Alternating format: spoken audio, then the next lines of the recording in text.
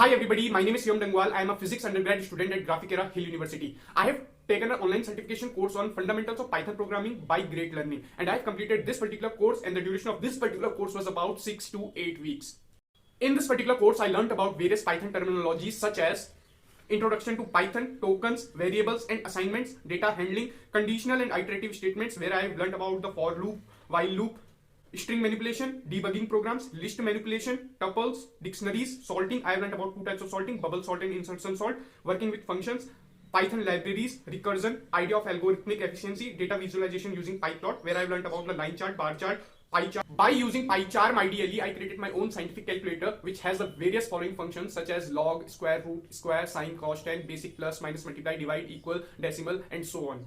By acquiring the knowledge of Python, it was easy for me to understand about the remote sensing and geographic information system. This was an online certification course also offered by the ISRO, Indian Space Research Organization, and I have completed this particular course within a span of 12 days. By understanding the concept of Python, it was easier for me to understand the concept of the Arduino Uno as well, and I thus prepared a smart dustbin. The objective of this smart dustbin is to promote the Clean India mission. When a person takes the rubbish closer to the smart dustbin, its lid will automatically open, and after a certain period of time when the person throws the dustbin, it will automatically close. This concept was to promote the Clean India mission, and this smart dustbin was completely contactless. There is no any physical contact between human interface and the smart dustbin.